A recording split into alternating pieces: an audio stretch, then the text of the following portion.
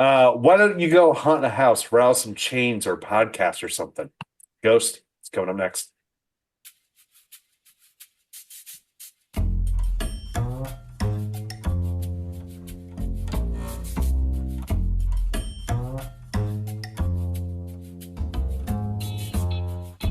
Haven't Seen It with Tim Sestito and Tommy Tevenate.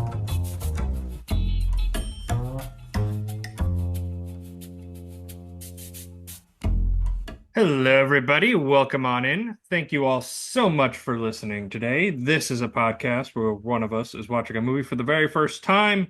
And today, that is Tommy. Yeah, never Ghost. seen never seen Ghost. Had my Ghost experience, so got to see it in theaters about like 2 weeks ago, and what a movie.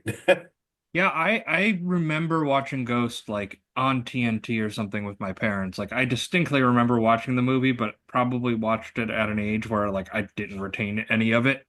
Yeah. So it was nice to kind of go back in. It's a very interesting movie because I feel like it's like lost some of the cultural cachet that it had, and I'm kind of curious as to why because it's a very good movie. Yeah, I mean, everyone always this day like maybe knows the pottery scene, and that's about it. And I think there's so much more in the movie than just that. And that scene didn't register a lot for me, Which truth be scene? told. The pottery scene. Pod racing? Pottery. Oh, the pottery scene. Oh, I thought you said pod racing. I was like, Yeah, I that's was part of like, Ghost. I was like, You wrong you saw 90s movie, dude. you saw Wrong. Phantom Menace recently, so it's on your mind. Yeah, well, that's embarrassing to admit. Anyway, yeah, Ghost, very good time. Uh, to I enjoyed watching Ghost for what is essentially the first time, I would suppose. But we're here recording day after the Oscars. Both you and I actually watched the Oscars. Did Yeah. I was surprised that I stuck all the way through it, but I did. I stuck the landing. Let's just talk some Oscar highlights. Conan, how did you feel Conan did? I think Conan was a solid host this time. I mean, he really felt like that brought the humor in a way. He wasn't really swarmy in a way like, oh, movies are too long or your movies suck. It was more so, The Jimmy Kimmel factor. yeah, not like the smug Jimmy Killiness. I've always preferred Conan in general, anyways. But I think that like, he really brought out like just some great jokes. And the fact that he like even called Drake a fucking pedophile on stage, that was amazing. They still What a won't moment. call Diddy out though on there, huh? Yeah, But yeah. anyway, I think that I love Conan. I love that he's just so silly. Yeah. And he's like one of the few performers left that's just truly like a silly human being.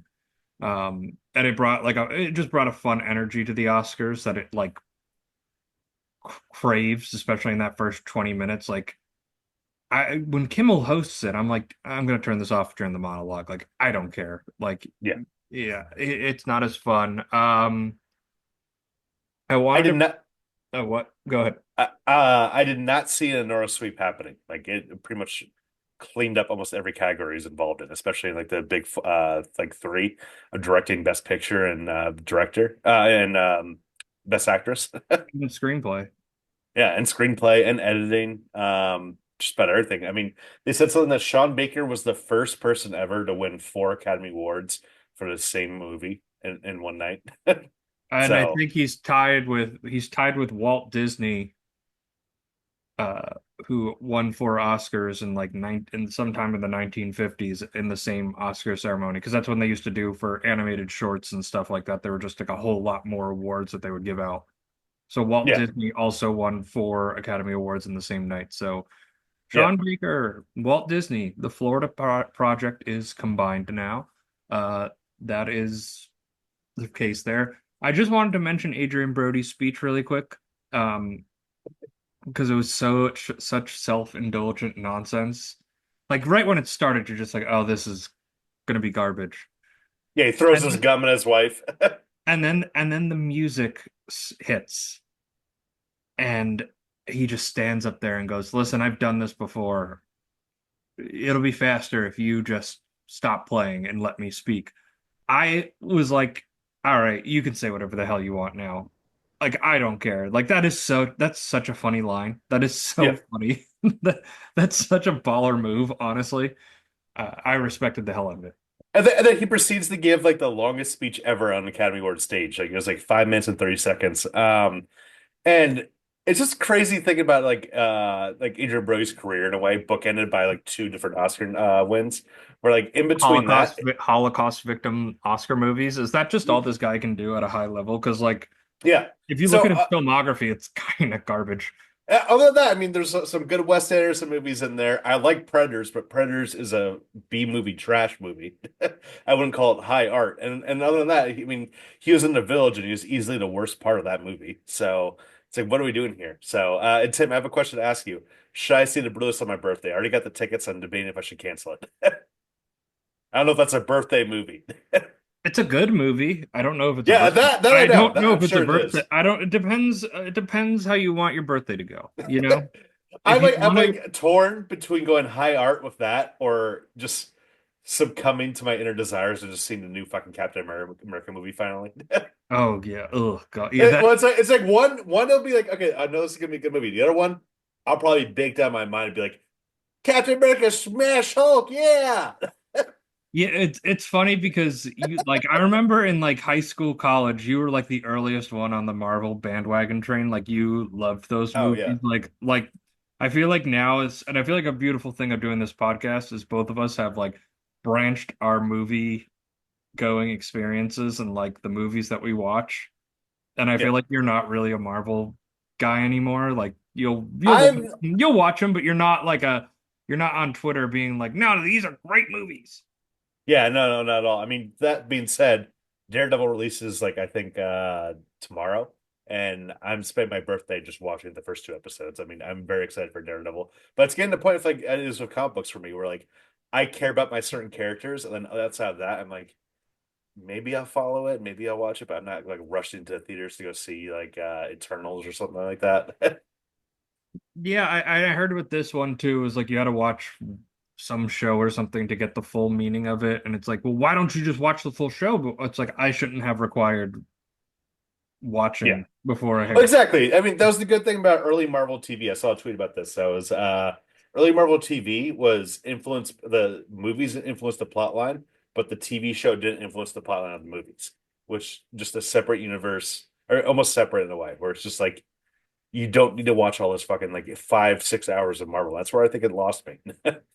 Yeah, where now it's like you got to watch the TV shows, and then there's a Yeah. comic book that intertwines, and then there's a web series on YouTube you also have to keep up with. Then you have to listen to this podcast that's also going to describe the hidden meaning that you're missing, and then you can enjoy the movie fully. And I'm like, that's a lot of homework for a movie, man. I don't know about that. Yeah, exactly. Well, enough bitching about Marvel. Speaking of the Oscars, a segue. I did watch Nora right before we recorded. Finally got around to seeing it. And it is funny, first of all, seeing like the post-Oscar bump a movie gets like the day after the Oscars, where I was almost gonna see this on Thursday. No one was, not a single seat was gonna be there. And then Monday I go see it, it's packed. And it's a bunch of like old people too, where I'm like, oh, they're in for a Oh, ride. They do not I know what they're in for. They're not ready for Mikey heard Madsen like the fucking Nora shaking. movie won Best Picture. We should go see it. Meanwhile, it's like Mikey Madsen like taking her top off, fucking like twerking all over a dude and everything like that. It was a good movie, but I don't know if I'd put it in my like top movie of 2024. Um, so I mean, it's not the Cinephiles a little bit, but I mean, overall, Mikey Madsen gave a great performance. I could see why she won Best Actress, even though I wanted Demi to win. That's why we were covering Ghost because I kind of figured Demi was a shoe in for the Oscar.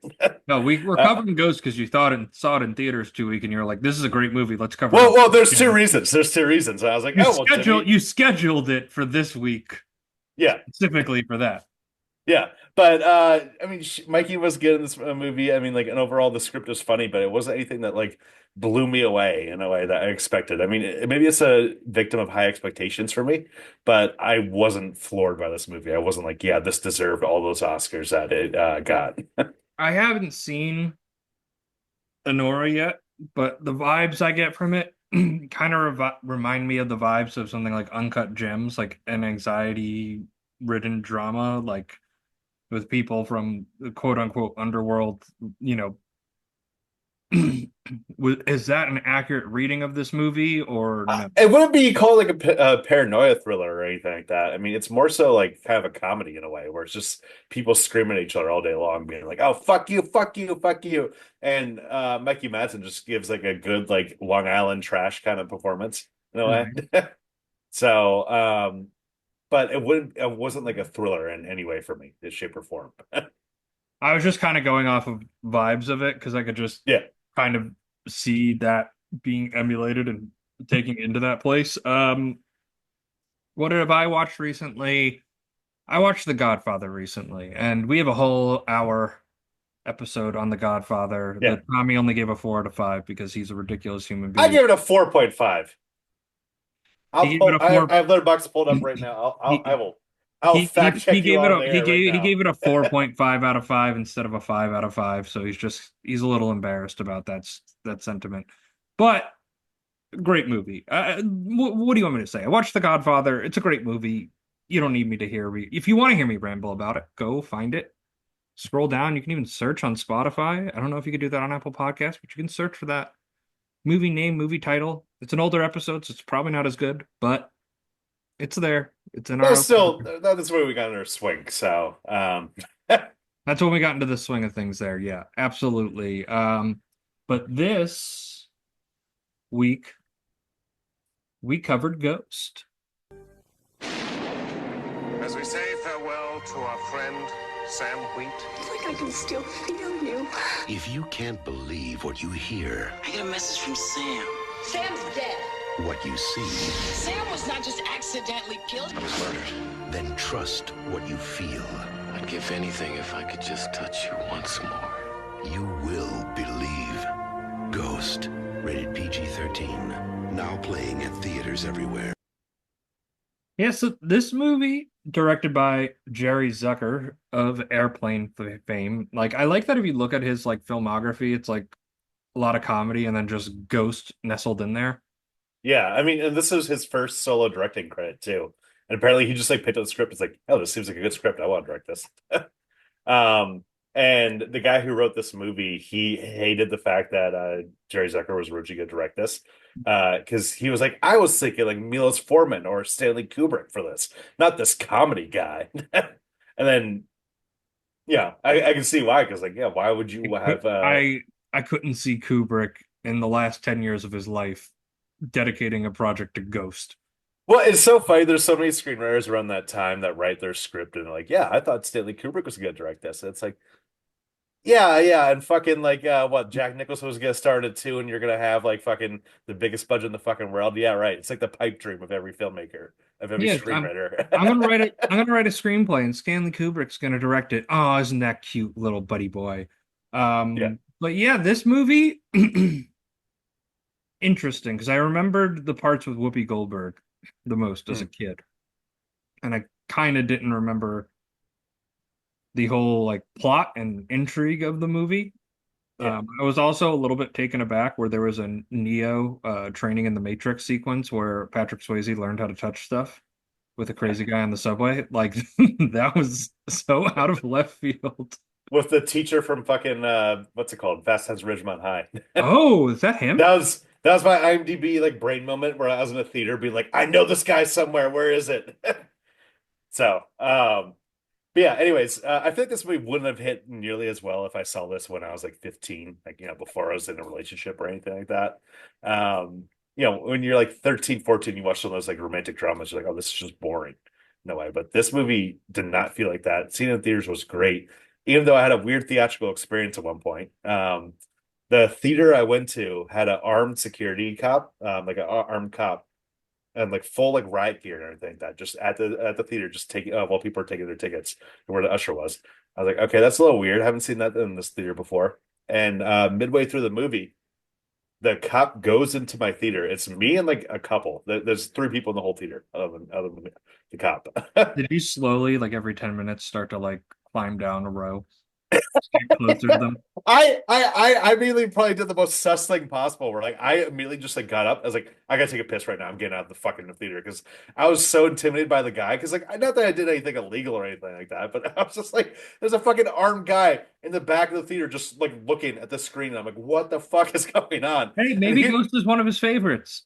And Yeah, it no, was, he and it was was just the in the Whoopi back. Banks scene. It was the Whoopi Banks scene. Like what He do you was just he was just in the back looking at his fucking phone.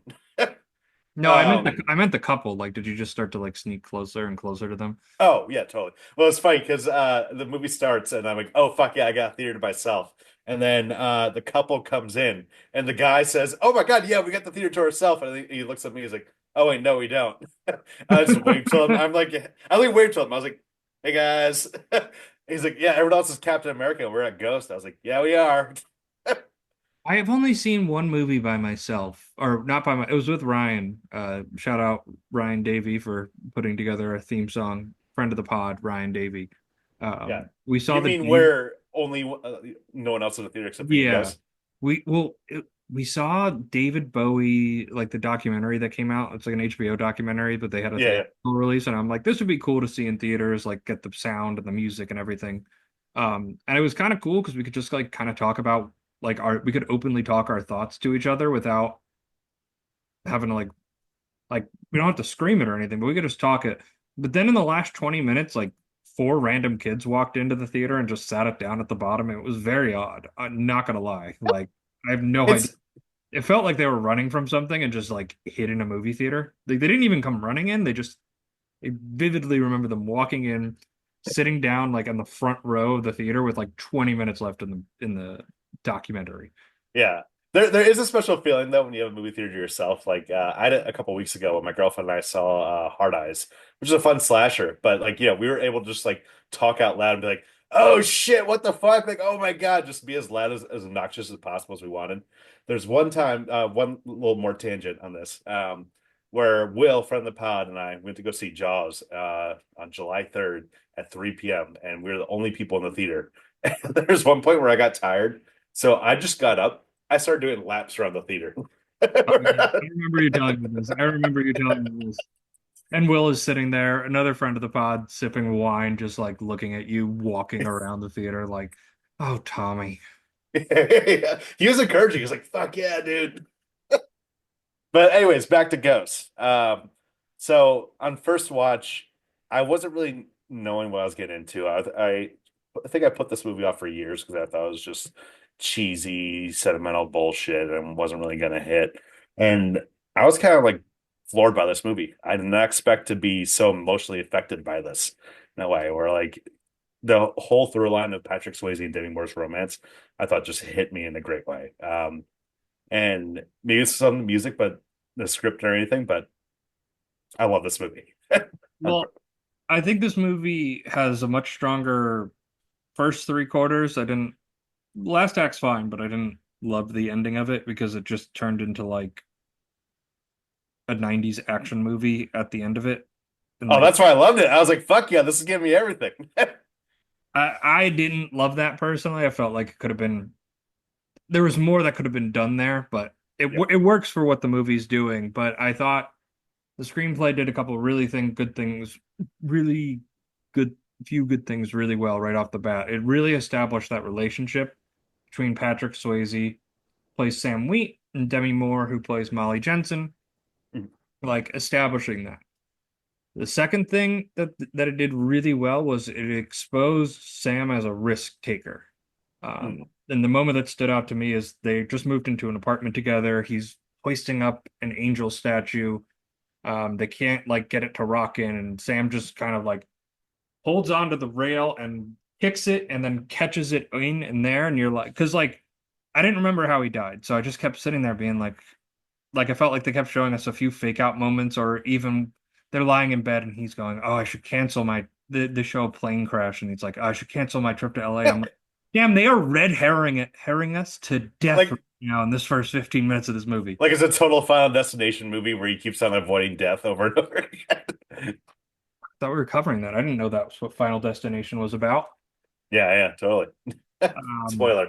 Spoiler alert, but then he so I felt like it really did that. Two, I think the thing that really captured me from like a filmmaking perspective was the way that the camera would shift perspectives, Mm. right? When it would show us Sam interacting from his POV and then from Oda or Molly's POV, where nobody else can really can see him, but they can see the movements that he's doing and the actions that he's doing, and that they can't see him.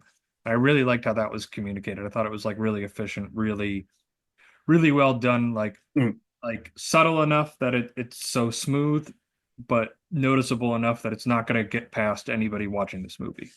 Yeah, and I feel like they did really good fake outs in general. Where I just love the build up to like their whole romance where they just see Hamlet and they're going down an alleyway and it's sketchy, and all of a sudden some guy comes and they do the Some real Batman vibe. yeah, exactly. It felt like Tim Burton's Batman 89. And the whole like thing of like them going down and then all of a sudden they're in a fight and he gets shot, but then you don't know he gets shot at first. So he runs away and runs after the guy. I was like, oh shit, what's happening? And then, oh, this is where he dies? I don't know why I didn't immediately connect in my brain that this is the moment that he's gonna die. I was like, wait, does she die? I thought he dies. Yeah. And then it cuts to her like holding his bleeding body out on the street. And granted, it's a time where you don't even have cell phones where you could just be like, you call 911 like right now. Yeah. So it's like a different time in that way where you just start screaming, help, anybody help me, help me, help me. And like you really felt that urgency. And at that point, you knew he was dead because the movie's called Ghost, and you just knew that. But they did a good job of like effectively communicating it to maybe slower audience members, where it starts off with like his bleeding body and in the ambulance, then in the hospital, and you see Demi Moore shaken up, and the old guy comes and he gives him this little lesson, like peeks up under the curtain, Yeah. but doesn't show it. And then it hard cuts to the cemetery for his funeral. Mhm. Now, can I just say a pet peeve of mine? Sure. Go for it. The only movie or show I've ever seen that has actually done the funeral correctly is Succession. Because it actually held the funeral in a church. I have never. Oh, you get so pissed off at the outdoor funeral where it's just like never been. I understand why they do it. It's so much easier. It's so much cheaper. Yeah. And it communicates the point effectively. But I have never once been to an outdoor funeral in my life. Never, never, ever. I mean, I've been to a funeral where like at the end, like everyone was at the burial site and like Yes, but that's one thing. But it's never the church part. And like the way that they talk is always like they're giving like the homily about the person.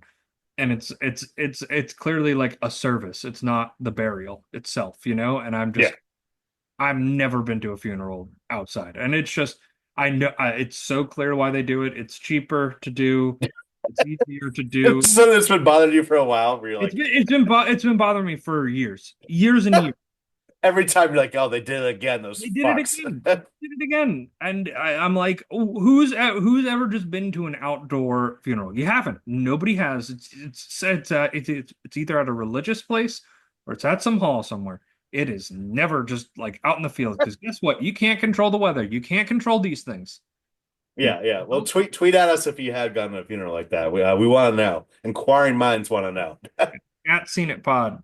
And make sure you have picture evidence because I won't believe you otherwise. And obviously, at a funeral, so you're taking pictures, you're recording the whole thing. Like, be honest with us. Just send it in. Yeah, would love it. Thank you.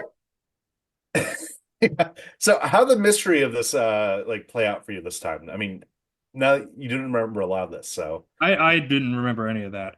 It played out really great. I had the inkling of Carl being like not a good guy.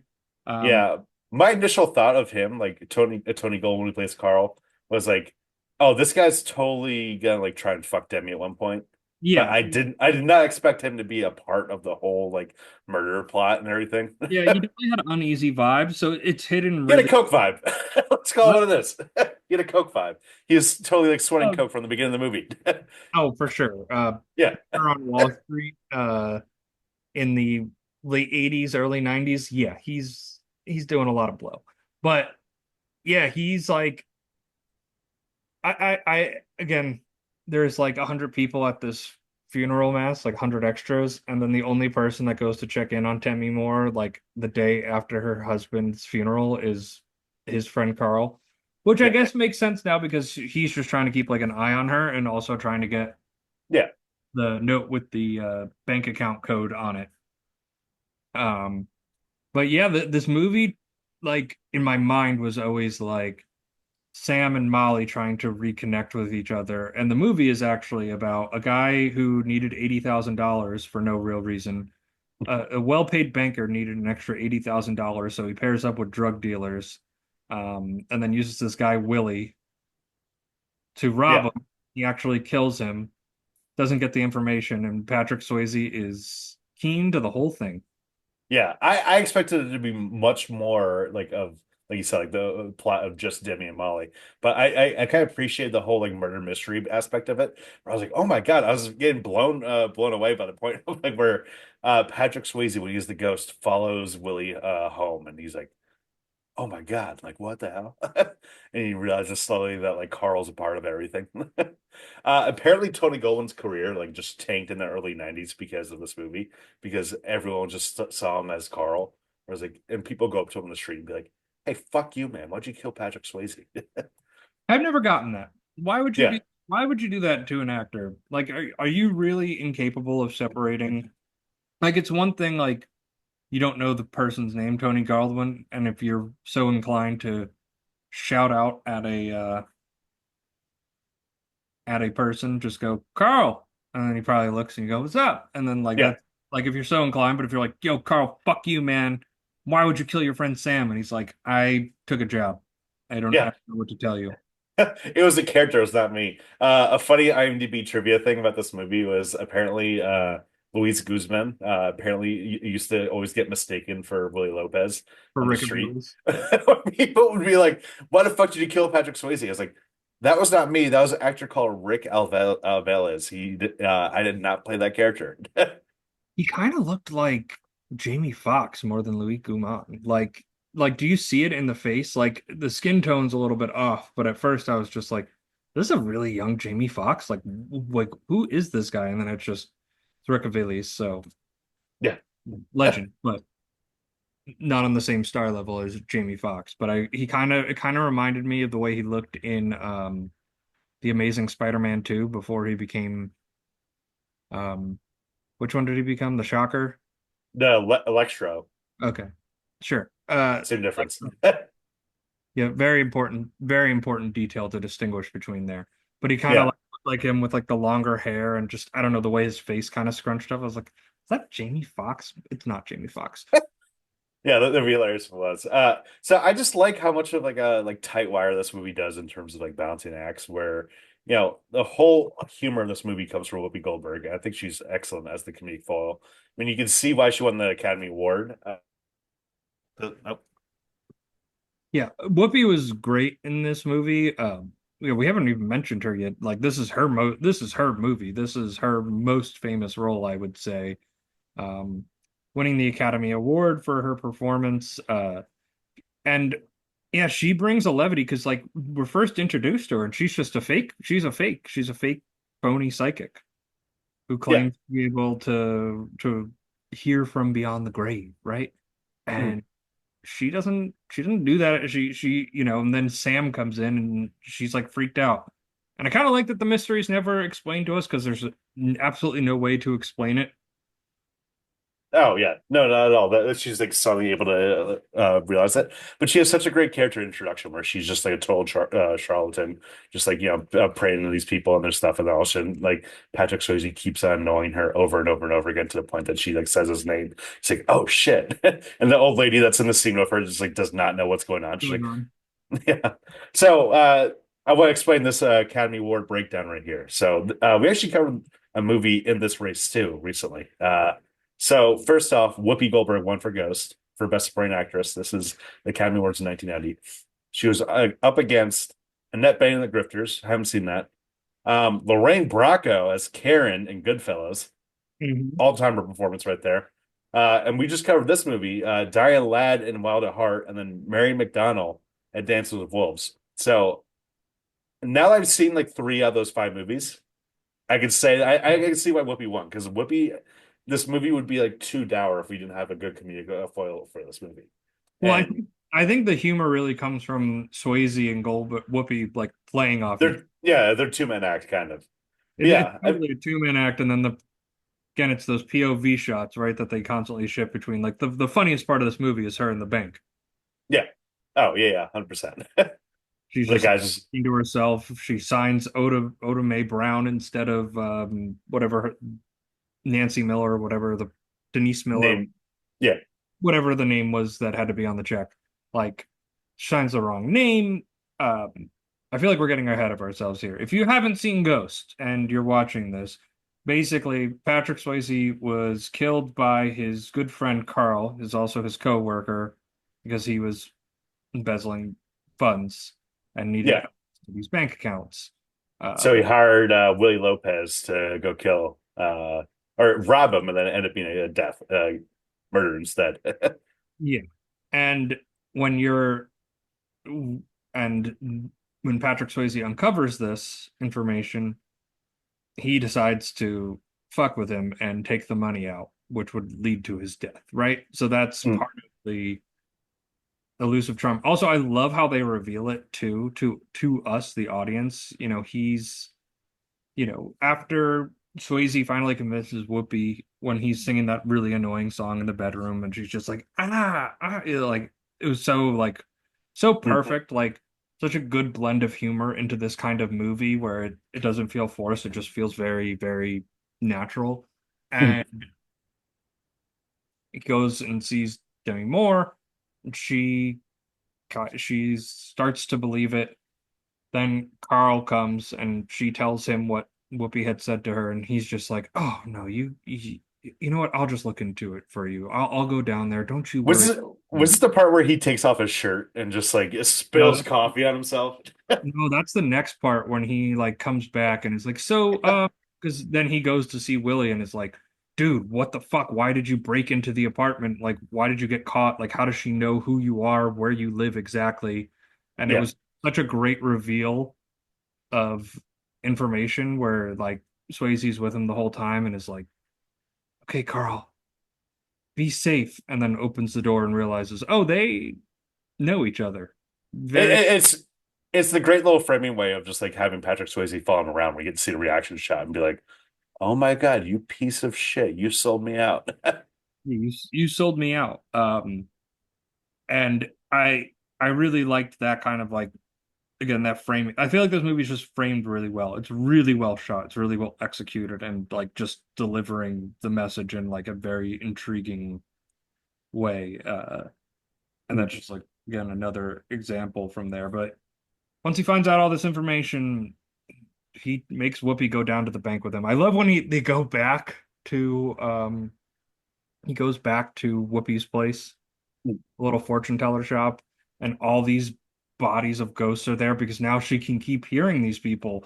So Yeah. it's just attracting spirits from everywhere. It's just very funny. And then the guy jumping into her body, like again, like really great humorous moments there, and just does add that light and that levity to this kind of movie. Because yeah, there's so many points in this movie where like the Demi Moore and Patrick Swayze the part of it is good, but it's also just so like heartbreaking in a way.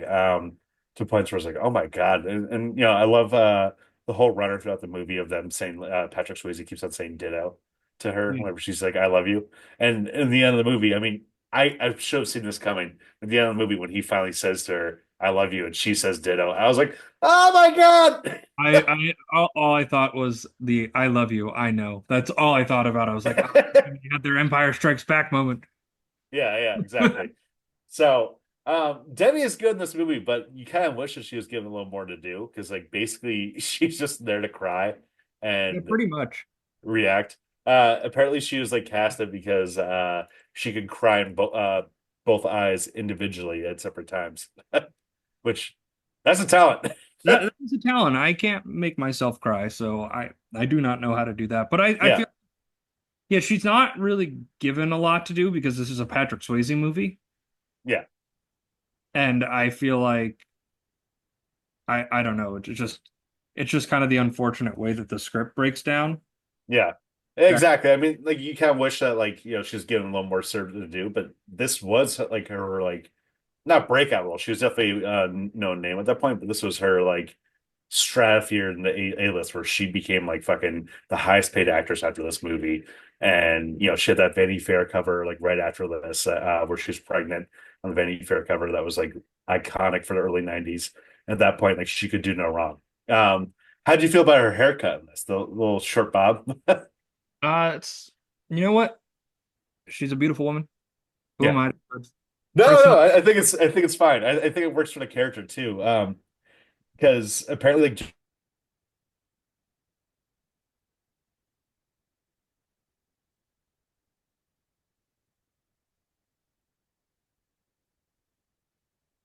you do.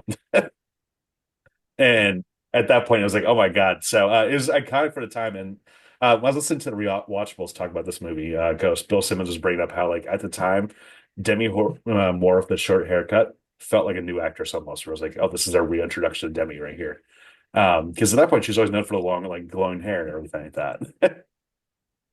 yeah, I mean, I don't know. For me personally, it's not my personal cup of tea, but hey, she looks Yeah, great. Who am I to make these kind of apt judgments on my own yeah. podcast? You know, should feel There's a quote from the U.S. Us Weekly that said Demi Moore was the only woman since Audrey Hepburn to be able to carry off such a hairdo and still look like a woman. Damn. and now we can't even define what a woman is anymore. So wow, the times have changed, huh? Yeah. Anyway, um, yeah, Demi could have used more to do. Mm, Uh, I feel like if we want to, I feel like that's again where we're just kind of getting nitpicky. I mean, the mm. movie is really about Sam and Oba's like forming relationship, and they're kind of like tag team duo essentially. And I think it's smart for the movie to kind of focus in on that because if she can just hear Sam and it's just them like crying and making pottery together for 2 hours before he ascends to the heavens, like it's not it's too mopey of a movie to ever be the kind of like smash hit that this movie was and is. Like, and what a smash hit. What's insane to think about is that this movie was the top grossing movie of 1990. So it beat out movies like Home Alone, it beat out The Hunt for Red October, Total Recall, Die Hard 2, Pretty Woman. So it's insane to think like there's no way a movie like this would be like the top grossing movie ever. In It today's was the third highest grossing movie of all time, like at the time of its release, and now I don't think it's even in the top 25 anymore.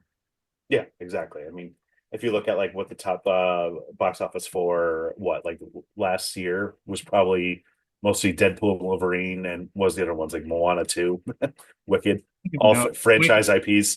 Wicked, Yeah, definitely Wicked, Wicked.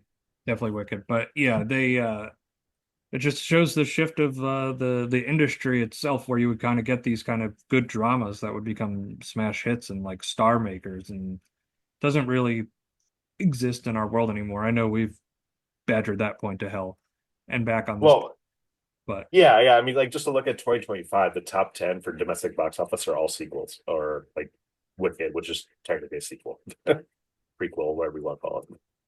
it's a part of the most famous movie ever made. So yeah, I it's connected to that, even though it's I guess it's theoretically a prequel to that, but it's also a smash Broadway musical. It's as safe a bet as a safe bet could be in Yeah. terms of financing and funding a movie. Yeah, Uh, and you can see why this movie though Ghost why it hit so many like high box office totals because it really hits like the four quadrants in a way of like it has a little bit of everything for everyone. Like there's like action, there's horror. I want to speak about how insane the afterlife is in this movie, like the whole concept of it, where either you go to heaven and you're totally fine and you see the white light and you're like, oh, I'll just go to that and go away, or if you're a shitty person, these fucking black shadow demons come out of nowhere, grab you, screaming. yeah, that was freaky when that happened to Willie. I was like, oh my God, holy It cow. came out of nowhere. When that happened to the movie when I was in theaters, I was like, "Fuck yeah!" When that happened, I was like, "Oh shit!" Did not see that coming whatsoever. It was very intense. I also want to talk about the sequence in the subway car. I mentioned it briefly before. I call it the Neo training sequence from the Yeah, Matrix because it felt like that. It so felt like that. But Sam is trying to communicate, and he can only if he can't talk to Oba, he can sometimes knock things down, but he doesn't know how to actually do it. So he goes back onto the subway car to encounter the subway guy who pushed him and kicked him out of the subway car. And earlier in the movie, when he was trailing Willie, and it's just like, teach me. Yeah. And they teach him. And it's just such an out of pocket thing to happen in the movie like this. Like, man, when you think the movie Ghost, you're not thinking like there's going to be a training montage of learning how to move whatsoever. the ghost in the real world. Well, it makes me think of like how apparently when this movie was such a smash hit, it was Paramount, right? Paramount was immediately like, all right, so we're doing a sequel, right? And everyone was involved was like, no, what the fuck are we gonna do a sequel about? And you can see like the shitty version of like the directed DVD sequel where it's like Patrick Swayze in Ghost Adventures or something, where it's his character taking down people. I don't think you're getting Swayze back. You're getting you if you did a You ghost. get Billy Baldwin or something. You're You get getting- Stephen Baldwin. Oh my God. Yeah. You're getting a Baldwin, okay? You're getting Stephen Baldwin in there. And Yeah. yeah, no, I don't think you're yeah, no. Thank God there was no sequel. It's so funny But because a movie like this came out today and was a smash hit, it would be like we Immediately. already have the sequel script written, green light, green we light. have the Ghost universe written. It's gonna be ready. The GCU. They already tried to all do in. the Ghostbusters cinematic universe, and that one, well, we all know how that one went. Yeah, exactly. But no, I do want to echo your thoughts though. The whole Subway Ghost and character himself, played by Vincent Schiavelli, is just such a fun like little added layer to this world where it's just like, oh yeah, there's things you can do as a ghost. You can fuck up people's days. You can like move windows. You can break windows. When I first was watching the movie, I was like confused. I was like, wait, is this guy like alive and able to see Patrick Swayze too? But then suddenly, like, oh yeah, he's a ghost too, and he just died. And he has his own little emotional moment where he's like, yeah, I was pushed. I died before my time. Like, what the fuck? Then he's like, "Are you saying I didn't jump?" Ah! And then he just jumps back onto a subway car. Yeah. It was like it's just kind of out of pocket humor that fits within the movie itself. Mm. But yeah, that goes now. I think it's time because I think this is actually a contentious one because I think there's a lot of good performances in this movie. I am a star. I'm a star, I'm a star, I'm a star. I am a big, bright, shining star. All right, Tommy, in your opinion, who do you think like the star of the movie is? Who gave the best performance? Because I think it's between three performances. It's between Swayze, Demi, and Whoopi, and they all have like adequate screen time. Yeah. I mean, I also do want to shout out Tony Goldwyn just playing just such a good scumbag character. He played Like, he played a I feel like the deeper you get in this movie, the more coked out energy he has, where he's just like all of a sudden like, Well, I yeah, gotta get the $80,000. What is he doing? You lose that 4 million. Yeah, that's like the one thing I have. I'm like, he's a banker on Wall Street. Like, why is he so desperate? Like, why did he get involved in these people? And they just don't explain it, which I respect. If you don't have a good reason Yeah. to explain it, just don't explain it. I like the extent of what we know is that some guy calls him and is like, good. That's very good. They'll be very happy with that. Good job. Yeah, good job. But immediately he's like sweaty. He's like, oh, what the fuck? I love he just has the freak out in the office where he's like, what's on the computer? Can I check your computer? Everyone's like, dude, like, what's going on? You have a problem with an account, buddy? And he's like, ah, just at that point, it doesn't raise any red flags for anyone in the office. Like, I think Tony had a little bit too much coke tonight. Yeah, seriously. But yeah, who do you think? Or who I think the star overall, Patrick Swayze. I think that he holds so much of emotional core of this movie, and like you can feel the heartbreak and torment of like him not being there for his. I forget if they're married. I think they're just girlfriend and boyfriend. Their That girlfriend and because yeah, boyfriend. Jamie brings up the whole like, oh, like we should be engaged, and then he gets shot. He really good shot at her. She's like, I just want to marry you. And she's like, you were never ready to talk about that. Give me your money. Whoa. Yeah, yeah, immediately. It's like, well, that's not happening. But the whole build up to the moment of where Demi and where Patrick Swayze is able to possess Whoopi Goldberg to have one last dance with Demi Moore is just heartbreaking in a way. And just like when that moment hit me in the movie, I was just like bawling my eyes out. I was like, oh my God. And there's some people that criticize that scene for cutting to Patrick Swayze instead of having to be like Whoopi Goldberg and Demi dancing the whole time, but I don't think it would be nearly as effective. No, I don't either. I feel like the whole point is how do we like you've seen enough of this movie now to know that it's Whoopi there.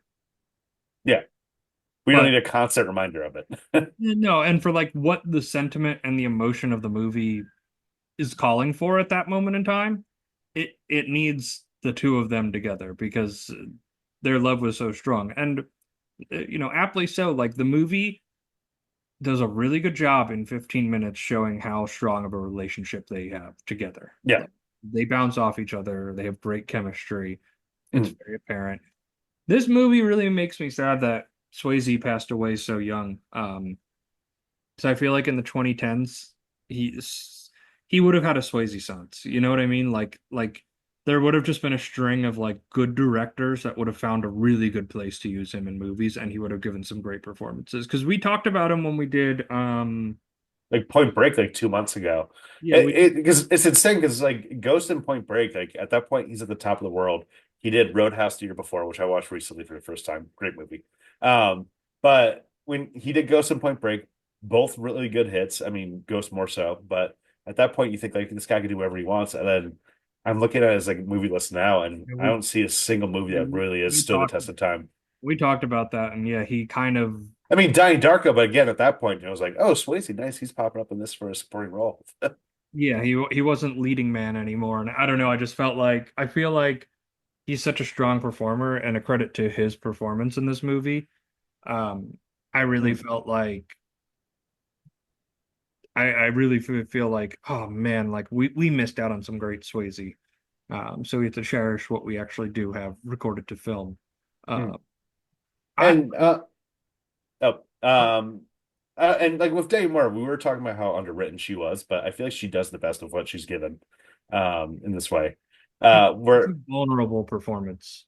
yeah, extremely vulnerable, and like the sudden reaction she has to like when Whoopi Goldberg says "ditto," "what's ditto mean?" She's immediately like shell shocked. She's like, "What'd you say?"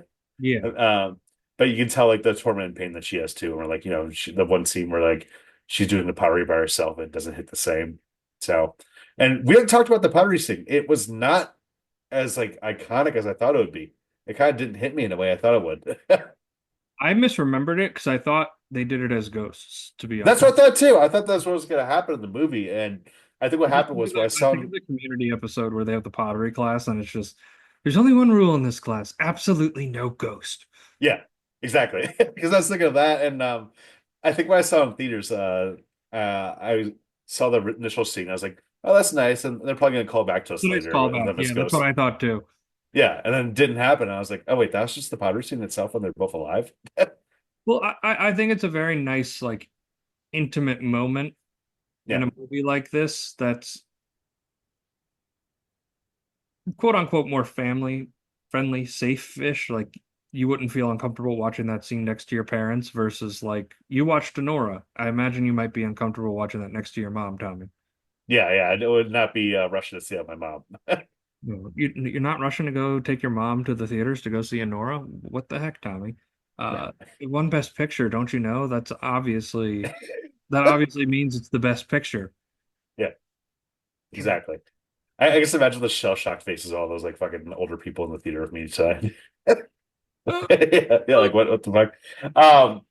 But Whoopi also, I mean, she's the You'll only do. person to win an Oscar from this movie. Yeah, And so actually my two choices, because you've just been rambling and rambling. No, my two picks were between Demi and Whoopi because Whoopi really does a lot mm, in this movie. When she's on the screen, she is electric. I feel like the contemporary view of Whoopi is just like Whoopi on The View because she hasn't really done anything in like acting wise in ages. she's just a like talk show host at this She's point. just like a personality now. And man, she is dynamite in this movie. Yeah. Well, I was thinking when I saw this, like I haven't seen a lot of like the classic Whoopi movies, and it made me think like I want to go back and like watch we like do a Sister sister. Act. We should do a Yeah, sister. We should we're doing Sister Act. That's coming up. do it at some point. We're Yeah, gonna cover Sister Act. yeah, that's deep in a rotation. It's on the list that just keeps on growing. Yeah, There's a lot of movies out there. Did you know that? yeah. Who'd have thought? Who would have thought when we started this podcast so many years ago? Um, I kind of want to give it to Whoopi because I really like Swayze's performance, but I really feel like it could have like you could pick a name and get that kind of performance from them. Like I didn't think it was like testing Swayze's chops. I just felt like, oh, he's a great movie star for this. Yeah, well, other people consider were Harrison Ford, Michael J. Fox, Paul Hogan, Tom Hanks, Cruise, Like Bruce Hank, Willis. like this is a Tom Hanks movie. You know what I mean? Like I Yeah, don't know how else to describe it other than this is a Tom Hanks movie. He's just not in it. yeah. I can see like young Tom Hanks, like circa 1990, Big, totally big, pulling this off. big Tom Hanks. Yeah, he would have totally pulled this off. I feel like Harrison Ford's the only one on that list where I go, like I love Harrison Ford, but I don't know. Him I in a don't, romantic drama being like Grump, like, oh, do I have to save her now? Oh, mm. do we have to dance now? But he is so easily charming that it's not Yeah, there.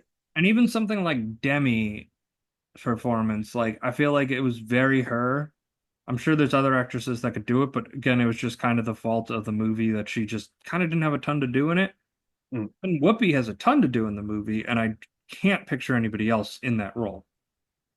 exactly. I mean, even when like the other casting choices of like Tina Turner or Oprah, were apparently considered.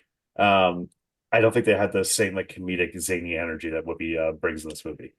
Yeah, and it is that nice light undertone of like Mm, a pretty heavy movie that otherwise is kind of pretty straight-nosed and on the button. yeah. So that's why I feel like Whoopi would be my star of the show, the best performance. Ah, are you ready, comedy partner? Waka waka. All right, Tommy, would Ghost work as a Muppet adaptation? So you got to make it a little less sad, but obviously Kermit and Piggy are the Patrick Swayze and Demi roles. Whoopi Goldberg stays the same. Well, Uh, it's a small cast. Let's hypothetically cast it out here. What Muppet would be Whoopi? Janice? No, see, I'm thinking it's more like Gonzo and Drag. Yeah, I can see that work too. Like Or even Fozzie. If Fozzie would actually be good as Whoopi role. yeah, Waka Waka. I hear your husband is. Yeah, yeah. 'Cause you can see Fozzie be a charlatan. Yeah, easy Charlton. There. Yeah, it's again, it's one of the tougher movies to adapt, I imagine. But all right, review time, Tommy. Give me your score out of 5. So this was a really fun movie to see in theaters, despite my issue with the cop. But overall, I was kind of blown away by this movie. I did not expect to like cry so much during this. Really hit me in an emotional way.